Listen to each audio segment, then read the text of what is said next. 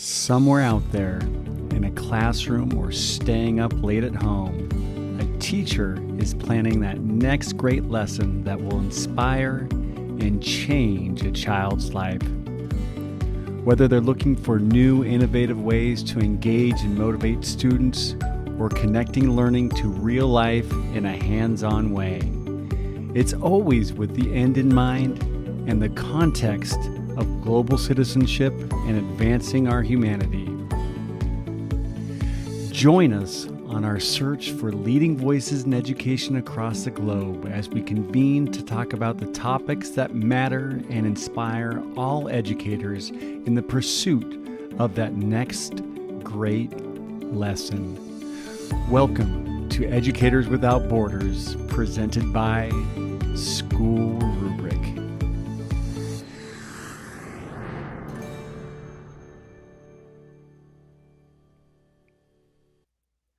Welcome to another episode of Educators Without Borders, hosted by SchoolRubric. Today's discussion will focus on the future of schools, what's possible, what's practical, and how do we get there. I'm Zach Cohen, Middle School Director, Partner Consultant with the Core Collaborative and ASCD Emergent Leader, and I'm honored to be the facilitator of today's panel. Today, we're going to take on a big, nebulous concept and try to make it a little bit more palatable and leave you with some actionable takeaways. We're going to discuss how classroom teachers and school administrators can adjust their practices to cultivate the learning conditions for students to access the skills they need to be ready for the emergent future. This is the first of a two-part series, so be sure to keep an eye out for episode 2 in just a few weeks. Now, before we dive into the meat and potatoes of this conversation, let's go ahead and meet our panelists. Vriti, let's start with you. Perhaps you could share a bit about yourself, your work, and maybe something that you're currently working on that you find to be particularly exciting. Sure. Thanks, Zach. Thanks for having me. I'm Vriti Saraf. I'm the founder and CEO of K20 Educators, as well as the co-founder of Ed3 DAO. K20 Educators is a virtual learning space for educators. So it's a metaverse for educators where global educators connect, collaborate, share, learn, earn, and do all the things that they would be able to do if they were in a persistent city that was dedicated to them. And Ed3 DAO is a digital co-op of sorts. A DAO is a decentralized autonomous organization. It's a Web3 sort of concept. We can talk about that later. And the purpose of it is basically to get educators together to connect, learn about Web3, and then leverage each other's learnings and knowledge to basically grow in their own craft, as well as earn a little bit as a collective. So I would say the most exciting thing that I'm working on is I mean, the whole Web3 thing is just so fun, right? So I would say anything that has to do with blockchain, anything that has to do with creating collective organizations that allow people to really benefit from the content that they're producing online instead of having to give their data over to large companies. And we're actually launching an NFT project next month. So that's really exciting too. But I could talk about that for hours. So I'll pass it back to you. Great. Thanks so much, Vriti. It's great to have you here. And Alegria, what about yourself? All right. Hi, Zach. Thank you. So my name is Alegria Barkley, and I'm currently the Director of Social Justice and Equity at the Nueva School, where I've been for the last 7 years. I used to teach internationally, though, for most of my career, so have had a lot of experience across borders. The most exciting thing that I'm working on right now, I guess I've been thinking a lot about the psychological impact of not just COVID, but the multiple things we're dealing with in sort of extraordinary times of uncertainty, and thinking about how that impacts us social emotionally in terms of the educational space. So I've been thinking a lot about what that looks like for students, for faculty, what healing looks like, what restoration, what a complete, perhaps, blowing up of the system would have to do in order to move us into whatever is coming in the next 10, 20, 100 years. Yeah. Thanks so much for being here, Alegria. And I love how you were talking about kind of that interplay that exists between blowing up the existing system and then how that connects to what Vriti shared about kind of creating new systems. It's really exciting. And Tim, welcome. Yeah, thank you. Hi, everyone. Great to see you and spend some time together. My name is Tim Fish. I'm the Chief Innovation Officer at NAIS, which is the National Association of Independent Schools. So we work with and serve about 1,900 independent schools, primarily in the US, some in Canada, and some around the world. And my role is kind of internal and external. I work a lot with teams inside the organization to help design the future for the organization, a lot around strategy and innovation and how we think about the work we do to best serve schools. And I also spend a lot of time working directly with schools, primarily around strategy, innovation design, thinking about their future, how they can do the best work to live into their mission. And so some of the most exciting stuff I'm doing right now is and I think we'll talk about this today, but I'm thinking a lot about what does school need to look like from the student's perspective, and really what is the purpose of school? I think if you go back even like to 1892 and the Committee of 10 and a bunch of white men sitting around talking about what school should be, we kind of still have that same purpose a lot in the way we operate. And I would argue that this is a moment for the world to say, what should be in the center of school? What's school really about? What does it really look like to put the student in the center? And what would the lived daily experience for a student look like in that new world? So there's a lot of work I do, but that's the thing that keeps me up at night. That's the thing I'm always thinking about is what should school be? What can school be for students? And thank you for that, Tim. And I think that's absolutely right. And I think that over the last 2 years, there have been a lot of conversations about making changes to school. But in these last 2 years, we haven't really seen an appreciable difference for most students. And so I think that today's conversation, I think one of the rules that we're going to kind of establish here is nobody's going to say the new normal, right? We're going to try to make things really actually like applicable and applied. And we're going to try to make things that are actually actionable for people who are watching today. So thank you for that, Tim. And with that, I mean, Tim, that was to our first question.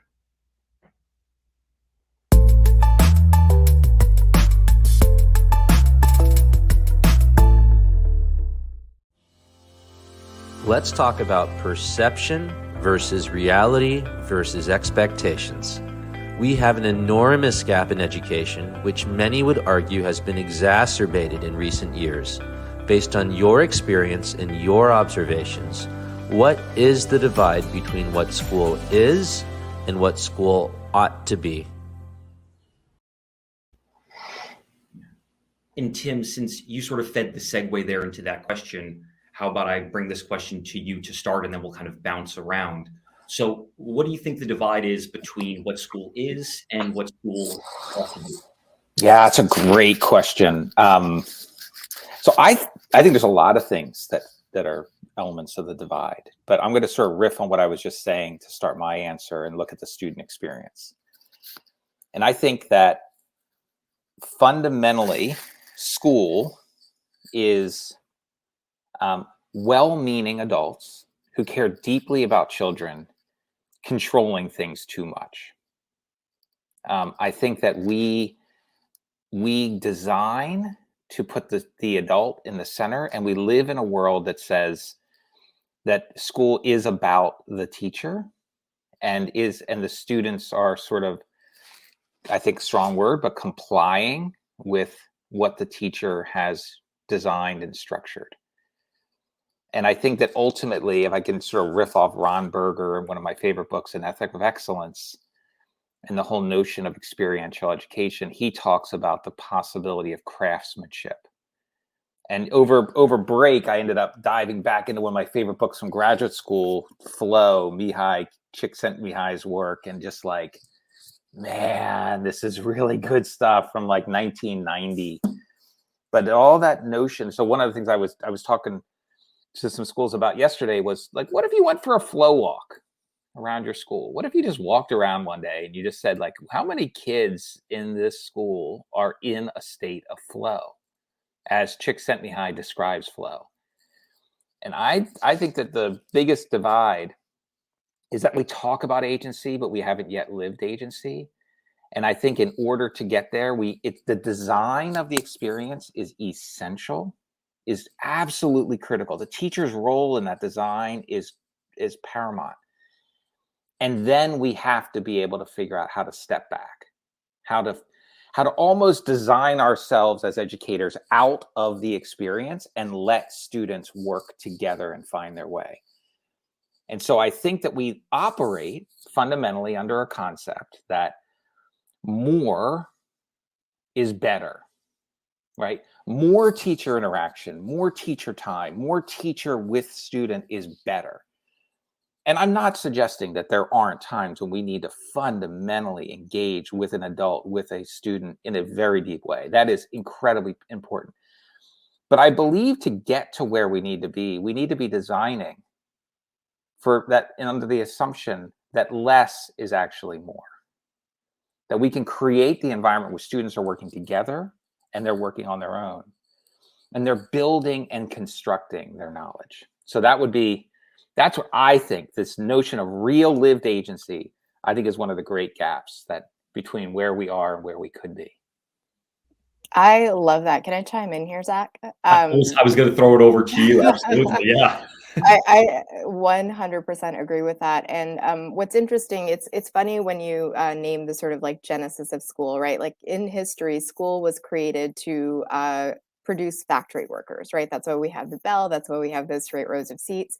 So school and education has always been a parallel to what the workforce needs and requires. But 100 years ago, when we needed factory workers, the school system was set, but that never changed. But the workforce has changed massively since then, right? And so if we think about what are the skills that workforce needs today or tomorrow, and we think about, and I'll, make a plug for Web3 here, just because, that is, in my opinion, the future. Web3 or the future of work really is trending towards 4 categories. One is the gig economy. The gig economy are like the freelance workers, the consultants. There's a statistic that says by 2027, there's going to be more gig economy workers than, regular full-time workers. The second trend is creator economy. So all of the people that are creating their based on their passions and on their talents, and that are using social media to basically spread the types of things that they want to spread instead of having to work for, a large corporation. That's proliferating. That's going to 10x in the next 10 years. Remote learning and remote working. So basically being able to function out of your office, or being able to function in a global level by interacting with people all over the world, but being in your own region. And the fourth is unbundled learning. So choosing what you want to learn, when you want to learn it, how you want to learn it. Those are the 4 trends that I've identified as the trends of the future. And if those are the trends of the future, the characteristics that are attached to that are autonomy, global citizenship, being able to be resilient and finding your passion and having a specialization. So everything that you just named is really aligned to that, because if we don't prepare our students to be autonomous, as you said, to be self-directed, to only have a guide on the side and not a sage on the stage, then they're not going to be ready for the workforce. And we know that to be true. There are all of these incredible, school programs that are out there that are trying to make a real difference, especially in low-income communities like charter schools. But the statistics and the research say that these kids are doing really great in elementary, but then when they get to college, they kind of fall off because they don't know how to operate on their own. So this like agency and this autonomy that we need to create in students is totally critical. And that comes from a student-centered model.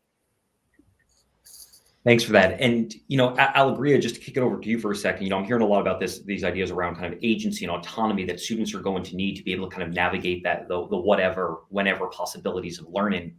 And I'm curious, what do you think we might be able to do to kind of bridge that gap between where we are right now, where we're clearly heading, and making sure that nobody gets left behind? Yeah, that was going to be my comment. I mean, I'm actually fortunate to work at a school that, to Tim's point, actually embodies a lot of the things that I think schools should be, right? You walk around, you see lots of flow state. There's very little stage. In fact, there's no stage on the stage. And, it is a lot of the things that I think we're describing. But I think what always strikes me about that experience is, our education is like $55,000 a year, right? And so what it is accessible, it exists out there. I've seen schools that are doing the things that both of you have described. and have the agency and the choice and the extraordinary capacity. It was actually anti-compliance, all of the things. And it's pretty beautiful. I mean, for me to live in it as a school teacher is extraordinary. I'm like, it's possible. I'm like living the dream, right? And it is a very uneasy tension to sit in as the social justice and equity person when it's very clear to me that the schools that are pushing compliance are more often than not the schools where low-income Black and Brown students are attending, right? And that there's a reason that's happening, because capitalism relies on those bodies to perpetuate the larger systems that exist. And so I think, to Ricci's point, like, the gig economy is perhaps the future, but it's also an extraordinarily inequitable future when we think about how and who are benefiting from the gig economy. It's not the gig workers. And so fundamentally, when I think about where we're headed, I'm wondering about the impact of, say, capitalism, of climate change, and who is going to benefit ultimately. I think we're predicating that there will be a lower class, right, who are going to essentially be the ones who suffer most from the impacts of, also at this point, potentially war on a grand scale. And so I wonder a lot about how do we take the pedagogies that I've witnessed, that I enact actually in my own classrooms, and make sure that they are accessible on a much broader scale. And maybe that's Web3, maybe it is through some of those remote learning elements, but that also implies that everyone has access to that alone, right, to internet itself. And so there's a lot of questions, I think, when we think about the future. I teach an Afrofuturism class, and one of my major questions is, who is the future for? We're in Silicon Valley, and by and large, all the kids are very clear that the future is not for everybody. And so I think we have to really ground that as a question, I think, before we even get anywhere else, is who do we actually imagine the future is for? And if we think it's for everyone, and I think we actually have to not only question the current system, but how that system, even in our imaginations, is influencing how we think about what happens next. So to Ricci's point, if those are our four sort of trajectories forward, do we want them to move forward without some serious probing and some serious considerations of, is there a way to not build in the biases and the power imbalances as we move forward? Silicon Valley has traditionally been terrible at that. They're very good at perpetuating inequity, as much as they like to say that they're not. And so I think, to me, as we rebuild schools, that has to be our fundamental question. Thanks for that, Alegria. And I wonder if I could just quickly throw back to Ricci here. I think a lot of kind of rhetoric right now is, how can we kind of rebuild the systems that currently exist? And I think we're kind of on, kind of to Alegria's point, this hidden precipice where there's actually this future change that is occurring. But right now it seems to be really kind of deeply informed and shaped by like white males with some amount of disposable income. And I'm curious, what do you think we might be able to do to actually begin to inform these future systems with some of the values that Alegria was speaking to? Yeah, what you said was totally brilliant, Alegria. And I have experienced what you were talking about firsthand. And the interesting thing about where the opportunities lay right now is in decentralization. So the concept that there's a lot of opportunity that you can engage with without having to be a part of a centralized entity. And that's not to say that decentralization is right for everything, right? There's a school of thought in Web3 that says, like, Web 2 focused a lot on the centralized entities and centralized technology infrastructure like Google and Facebook and Microsoft, basically, like, owning your data and owning your IP.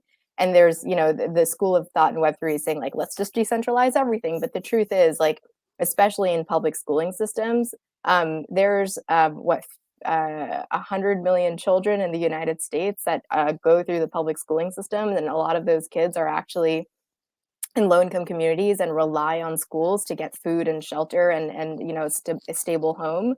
And it would be ridiculous of us to say that we could just destroy the systems as they are and completely reinvent them. In fact, that's easier to say, right? But it's harder to say that we need to reimagine, reinvent from the core. And so I think that's really what we need to think about, which is like, how do we pivot the systems that currently exist so that they're moving towards the people that we really want to benefit, which is the students and the educators? Because we can also argue that educators, the reason why they are sage on stage is because they've been taught to be sage on stage, right?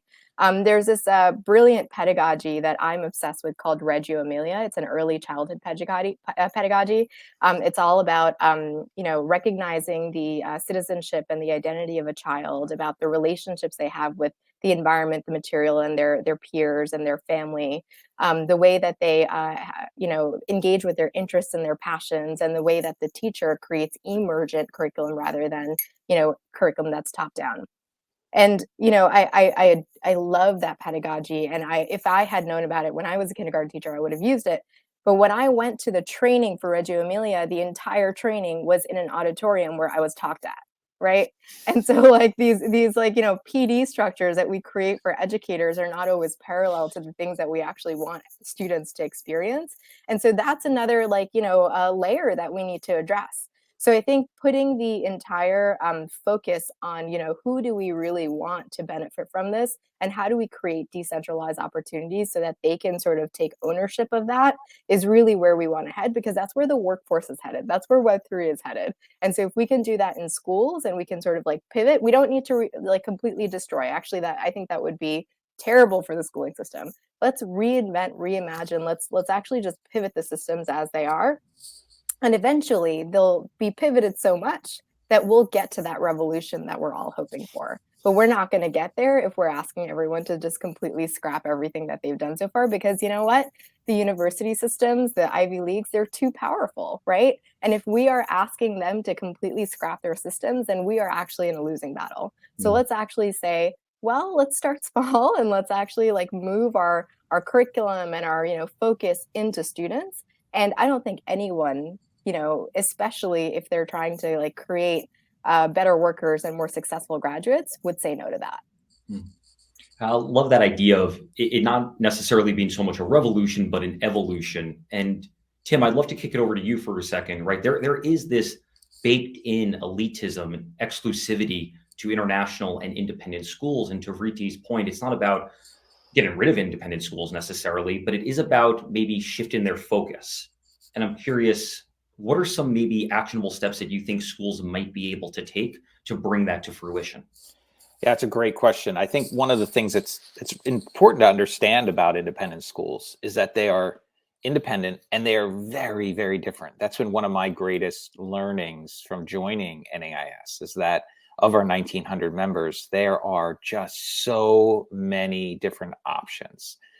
Some schools are, as Allegria talked about, sort of $55,000 a year and sort of have this, experience they have. But then not far away, there's probably one that's $20,000 a year or far less. And so one of the things that I've been fascinated by is understanding and seeing how many experiments there are and what school can look like. And I think one of the things that encourages me the most right now is that I do think we are in an age of experimentation around what education can look like. I often talk about the notion of schools, one of the most consistent things I've seen in the schools I've worked with, schools that I think are thriving communities, schools that are doing well, however we might describe what a thriving community looks like. And I think, Allegria, you talked about that in your school, what your thriving community looks like.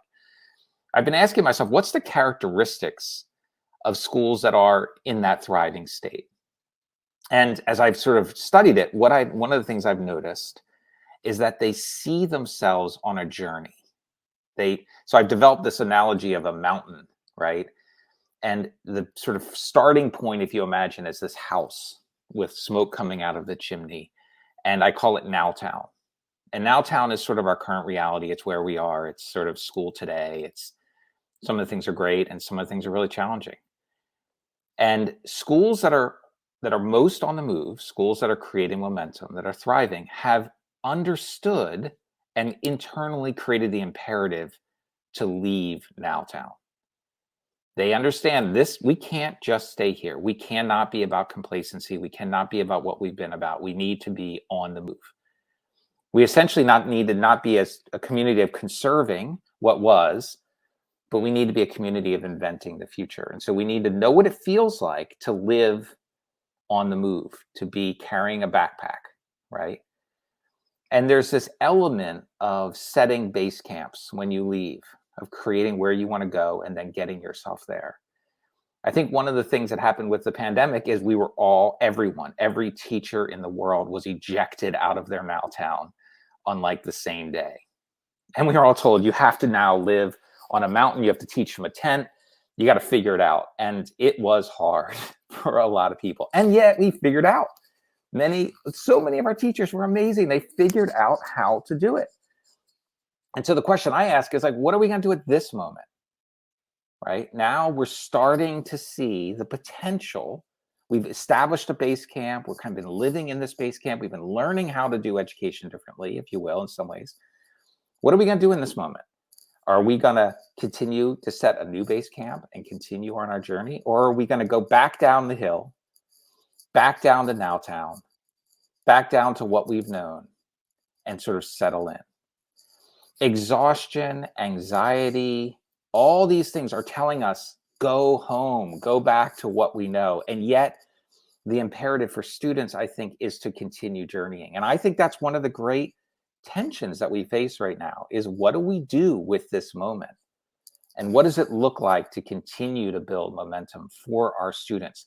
Because we know that going back to where we feel secure as teachers and what we know there's everything is telling us to do that, because it's been a really hard 2 years.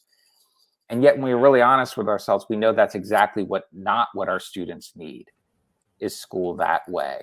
So that's one of the things. I don't know, Zach, if I answered your question at all, but that was one of the things that I got ripping on. So please excuse me if I completely distracted us. No, I think, right, so many of us, I think, still feel so tethered to how we were taught, right? And so many of us, right, are still find ourselves in a place where we are teaching the way that we have always taught.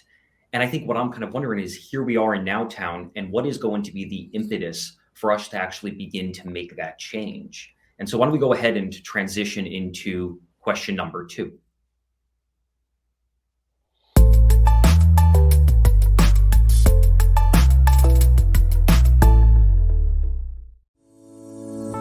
Many individuals in the education community have been clamoring for change for years, and talk of the new normal during the course of the pandemic has somewhat subsided.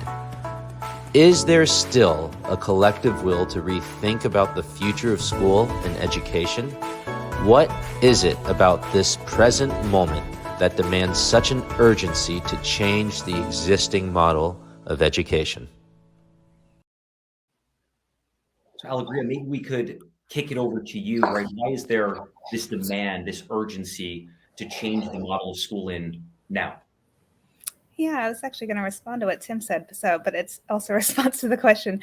I actually have found that most teachers, and maybe it's in the context that I live in and the schools that are around me, but most teachers are really eager for change. In fact, many of them aren't wanting to return to a new normal. I think because it was a trial by fire. But what came out of that trial by fire were a lot of almost like a distilling of what was essential and necessary. We had to all do that because we just had to. We had to pivot in the way that we did. And so everybody was forced to be like, well, actually, what is most important? Like, what can I not sacrifice in this pivot? What must I maintain? And I think what rose to the surface, at least in a few schools that I've talked to, were things that had never really been at the surface. And, things like well-being and sort of social emotional development. And, so rather than sort of a drive for success or achievement, I think a lot of us came back to fundamentally schools are also about community building and about the human whole child, back to Vriti's like Reggio comment. And so I've had a lot of teachers say, well, there's actually a lot I would keep from the pandemic. There's a lot of things that really have been really successful that we pared down and realized we didn't need all of the excess that we had going on, or that at the end of the day, what was most or as important as content delivery, which is essentially what a lot of classes are, was how I came to know the person in front of me, right? Like how the relationship I established with that child, my understanding of who they were in their journey towards becoming, their best human self, right? And so I think that that has been really critical. And again, I'll come back to the same question of why the urgency and why now. And I think we faced is that my mic? I don't think so. A double pandemic, right? We faced both the COVID as a pandemic, but also in the United States, right? This real sense of urgency around racial justice. And by virtue of that, a lot of other systems of injustice kind of came to the fore. And so there was a real recognition that we needed to change the way the world works right now, because it was very clear that the systems that have continued to exist for so long and have impacted basically every single way of being were not functioning for everybody. And I think, finally, people are kind of like, yes, that's true. There are systems. They do really mess up a lot of the things that we purport to be, right? That we are a democracy, that we value freedom, that we value people's voices, and, a multicultural experience, like all of those sort of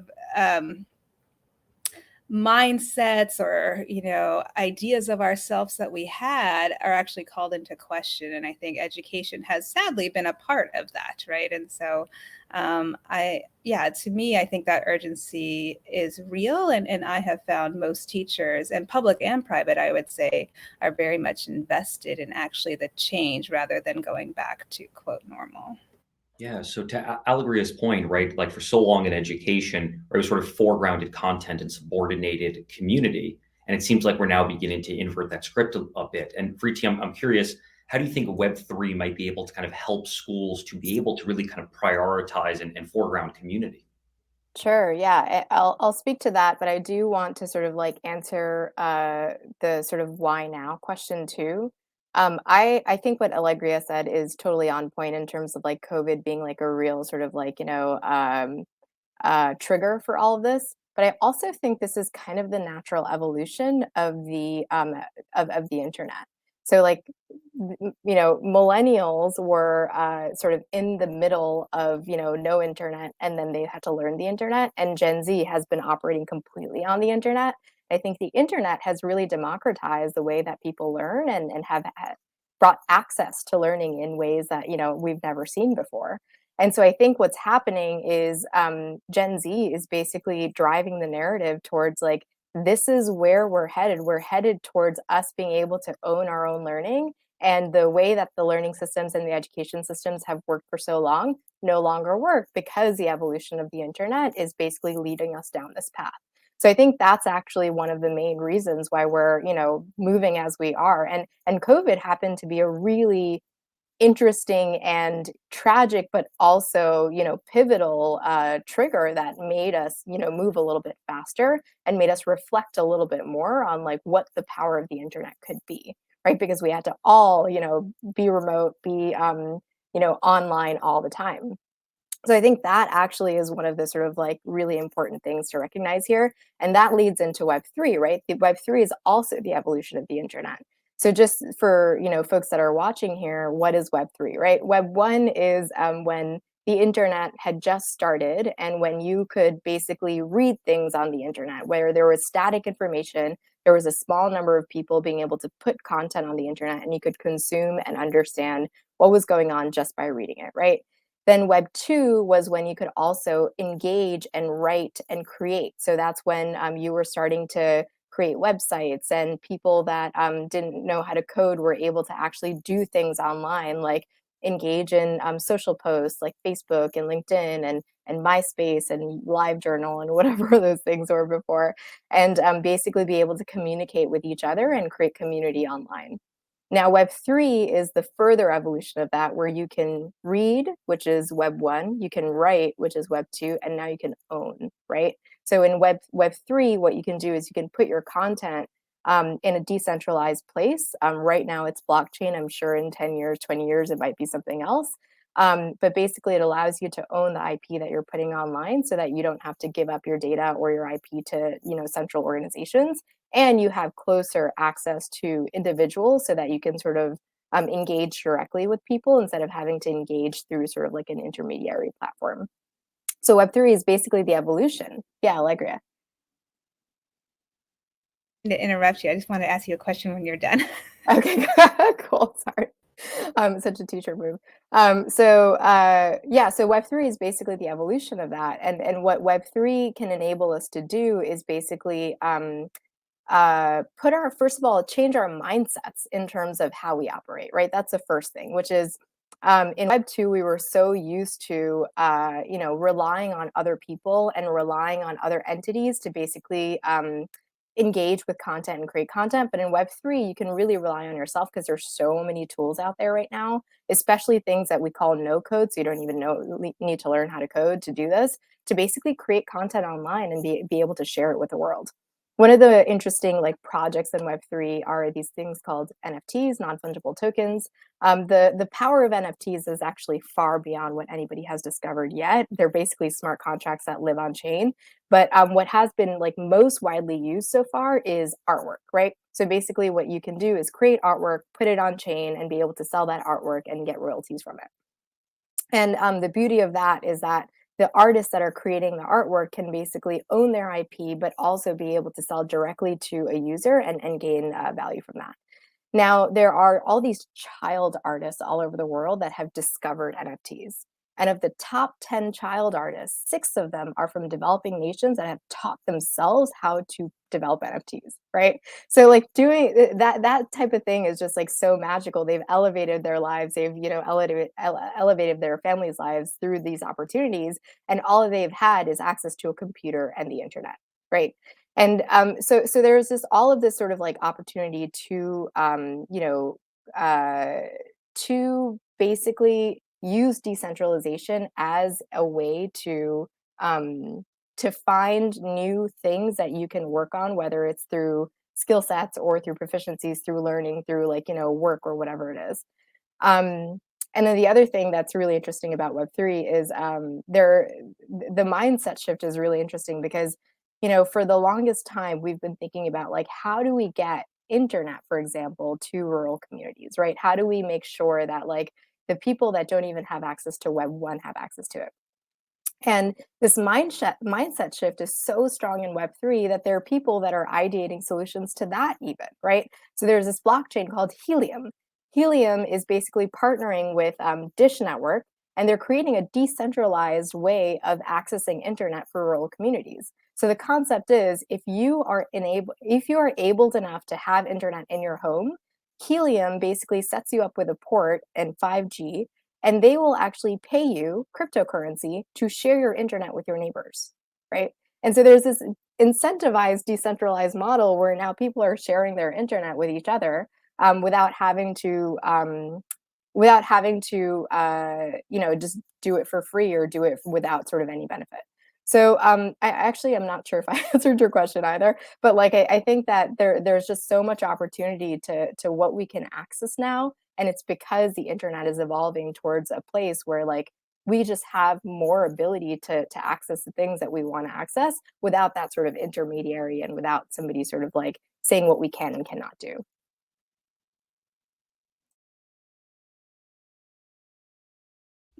Allegria, you had a question, right? Yeah, I did.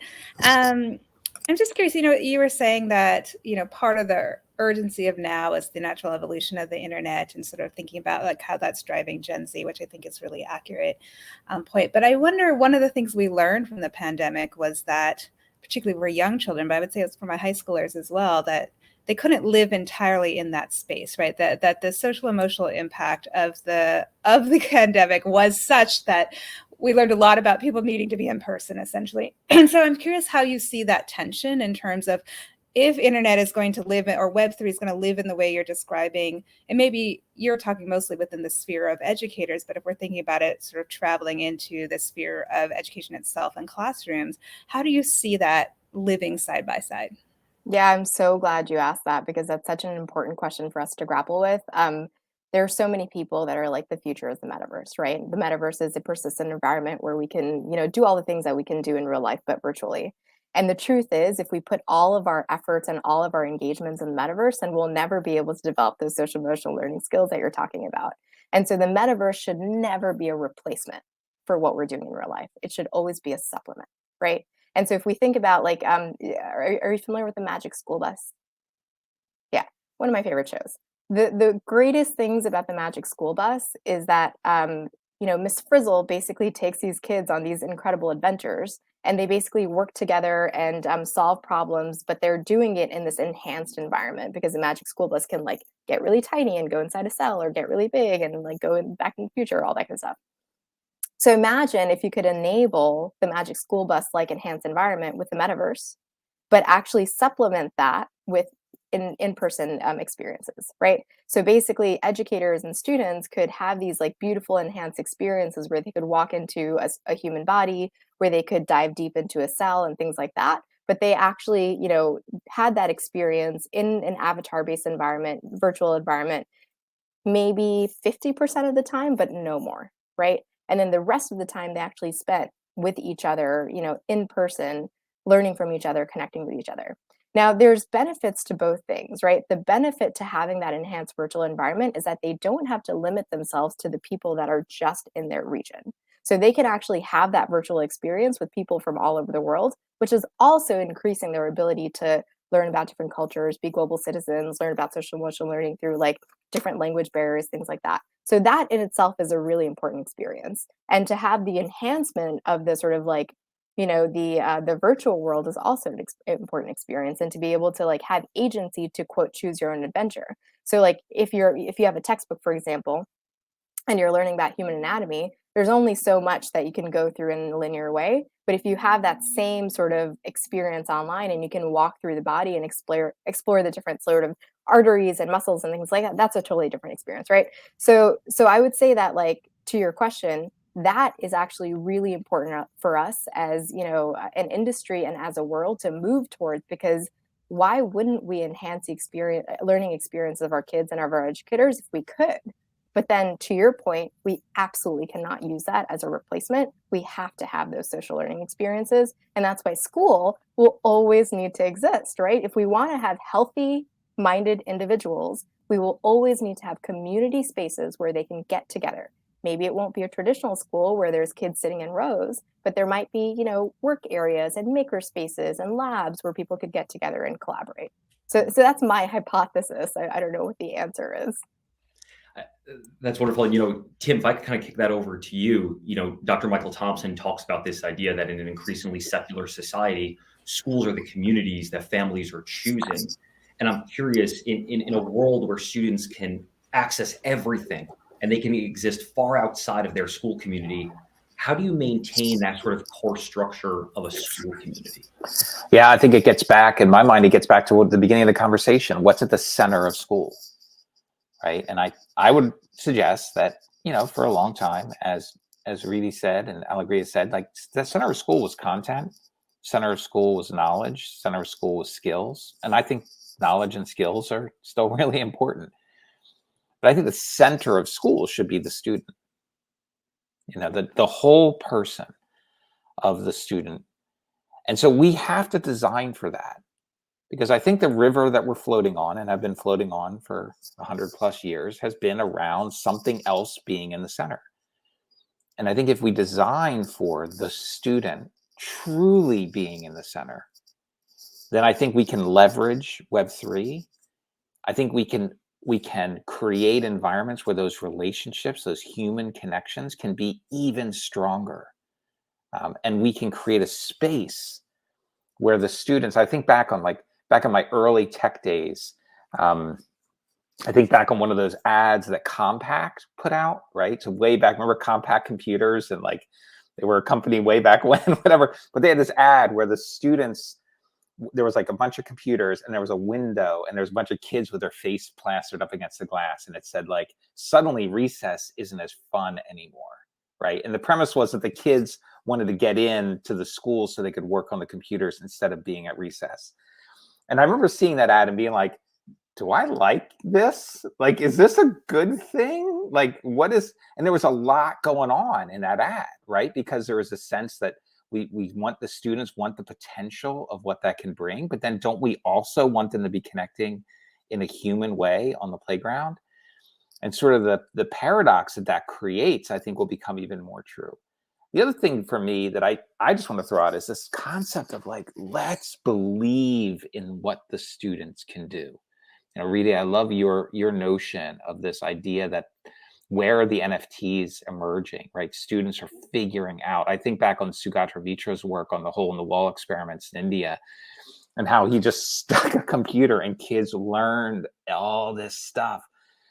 We live in a world where we can unlock that potential, that creativity, right? And if we can truly put them at the center, I think we can accelerate, we can create these amazing environments. But I do believe it needs educators. And I think there are, to your rather great point, I'll agree. I think there's been amazing stuff that teachers have done and held on to. And we need systems that are able to allow the creativity, unlock not only the potential of our students and believe in what our students can create, but believe in what our teachers can create, believe in what our educators are capable of, believe in their ability to design. I think that while sometimes I think classrooms have been controlling, I also think systems have been controlling of teachers. And how do we create, but how do we unlock and unleash the potential of everyone in the school community is I think a remarkable opportunity for us as educators. So I feel like 45 or so minutes into this conversation, we're beginning to be able to sort of glimpse the future of education. And I'm wondering now, how can we bring that future to fruition? How can we allow people within our buildings, within our schools, to take those first steps? So let's go ahead and transition into our third and final question.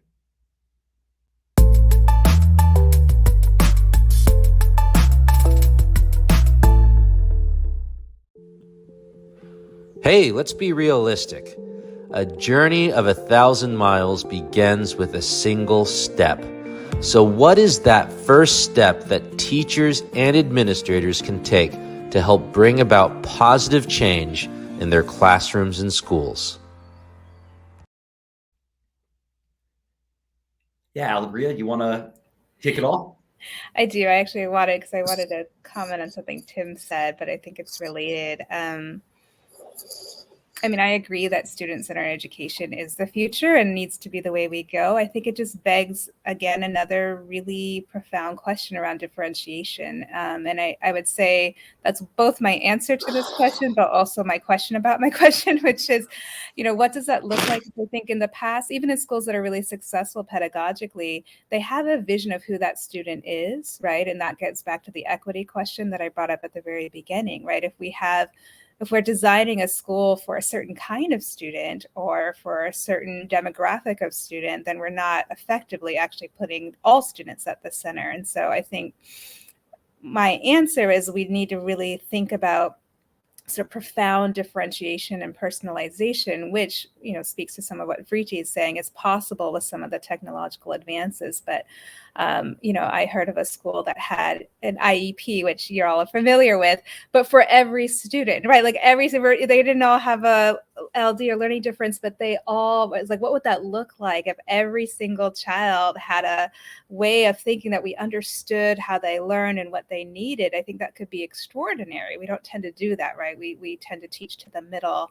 In some cases, maybe we teach to the top, but that I think is something all schools can be thinking about. What does that personalization or differentiation really look like? And at the same time, what is universally helpful for all students that we know, right? We've done the research, we've done the experimentation to sort of determine that. But somewhere in between that, I think, is our answer for where we begin to head next. Yeah, thanks for that, Alegria. Right, I love that idea of student profiles, but not just for students with LD, but for every student. And Vriti, I'm curious, what do you think? What could be a first step that educators could take to kind of bring this emergent future to life? Yeah, my brain always goes to administrators, because I think educators are often beholden to what the rules of their system is, what the rules of their school is. And so I would say if educators can use the same type of pedagogy that we're talking about right now that we want for students, to apply that to educators, So if we're teaching students in a student-centered way, we should be teaching educators in an educator-centered way. And so I think that is really important. So like, how do we parallel the experiences that we want to create for kids with educators? So that's the first thing. And then the second thing is I think there's always been this like massive rift between the education industry and every other industry. It seems like every other industry is evolving with the workforce, whereas education doesn't. Education has been stagnant for about 100 years. And so I think it's really imperative for educators to be informed about what's going on in the world in a way that like gets them to leverage and be empowered by what's happening. And so I would encourage people, Web3, I'm sorry if I'm like, tooting the Web3 horn a lot, but that's sort of my realm here. Learn about what Web3 is, learn about where the internet is headed, learn about the technologies and the tools that are out there so that you can integrate and maybe even learn with your kids about what's going on. And the more empowered we are with emerging technology, the more we will be able to control that conversation. Because I think for too long, educators have been sort of like been told what they need to teach in the classroom, and that actually creates really adverse effects because often it's not implemented well, or often they don't, they're not receiving the right resources to do it, or whatever it is. And there's obviously like tension for, why we should do the things that we do in the classroom. So instead, let's actually take control of the conversation from the get-go. Right now, we are really early with this evolution of the internet. So if we can, as educators, and this is really the mission and the thesis of the work that I'm doing with my company, if we can be empowered with what's going on with Web3, and we can basically learn about like all the opportunities that are out there, then we will drive that conversation and we will make sure that our students are prepared for the workforce. But if we don't do that and we just wait for the other industries to basically tell us what to do, then we're going to be back at square one. So I would say those are the two things. Yeah. And I love that idea of by empowering the adults in the building, you will in turn, like a byproduct of that will be to empower the students. Thanks for that, Freeti. And educators could take. Did you ask me a question? I lost you for a second, Zach. Can you go back? Oh, apologies. What's that first step that you feel educators could take here? Yeah, it's a great question. For me, it's like, in my little mountain analogy with leaving Nowtown, right? Our T-shirt, if you will, our T-shirt saying has always been, just put your pack on, which means just do something, try something maybe a little bit different, maybe do a lesson or a unit slightly differently. Do an experiment with how you introduce something slightly differently. I used to call them day hikes. We don't have to change everything. We can go out on a little adventure. We can come back home again. And I think if we create the culture of just small bets, small experiments, and then we can also create a culture where we learn from them together, where we create community, where we celebrate experimentation, we celebrate risk-taking, we celebrate sort of those individuals who are willing to try something slightly different. I think we can make a huge amount of progress. There's a sort of net effect of that, right? A lot of folks, we look a lot right now at sort of what are the characteristics of really effective workplaces, and particularly schools. And one of the things everything comes back to is this concept of psychological safety. How do we create an environment for our educators where they feel true, deep psychological safety and belonging in the community, so that they are also willing to bring their most creative ideas to the table and feel they can? And that for me, that's the first step, is try and make sure as leaders and administrators in the community that we're creating those conditions of safety and we understand what they are. And then encouraging and celebrating small bets, small risks, little day hikes that people might take. Thanks for that, Tim. And I think that's exactly right. Ultimately, there's never going to be some perfect of education. What we know is that we need to be willing to continuously tinker and iterate and experiment and reflect. And what's most unavoidable to that process is failure, is mistakes, is reflection. And we need to cultivate that climate wherein our faculty feel safe to do so. Before we get going, this is the first part of a two-part panel. So in a few weeks, we're going to be continuing this conversation with Ewan McIntosh, with Homa Tavanger and Patrice Dawkins Jackson. And I'm curious, what's one question that you all have about the future of education that you would like that group of panelists to answer?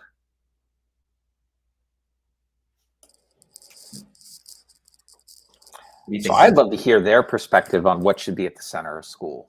What's the purpose? Why does school exist? And why must it continue to exist in the future? And I'd also like to know, I know Ewan does a lot of work all over the world, as you have done, Alegria. And I'd love to know what's the sense of in the larger sense of the world, what is going on, and what valuable lessons could we learn in the US?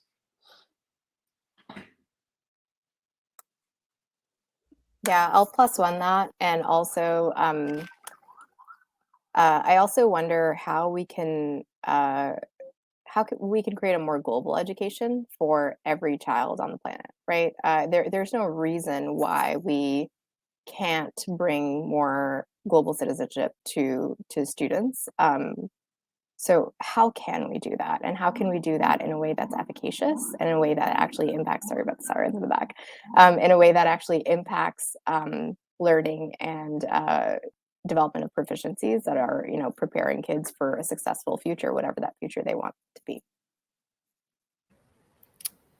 I also would second what everyone's saying. I really love the question of what's at the center. I think we're seeing the social fabric of many, many countries and places fraying right now. And so I think I have a question around how is school part of perpetuating a sense of community mindedness? That kind of goes back to global citizenship, but a sense of our responsibility to each other and to the world, because I think we really are going through a potential massive crisis. And so how do we make sure that school can prepare children for a world where we're going to need to be together? We're going to need social responsibility in a sense of it's not just about ourselves or our immediate group of people. It's about all of us, right? For any of these solutions to take place in any of these large-scale global crises. And I don't know that we're doing that effectively, honestly, in any school space. And so I'd love to see what that could look like.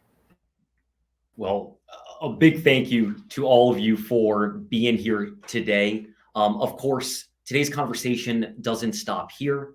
Join the SchoolRubric Facebook group, the Global Educators Network, and let's continue the learning. See you all in a few weeks, and thank you for joining. Thanks, everyone. Thanks all.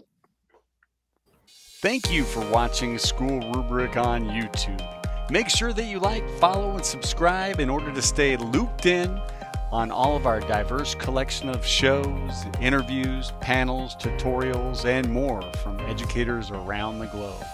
And visit us at SchoolRubric.com for even more great content, such as our online articles, Interact magazine, featured podcasts, and more. Thank you.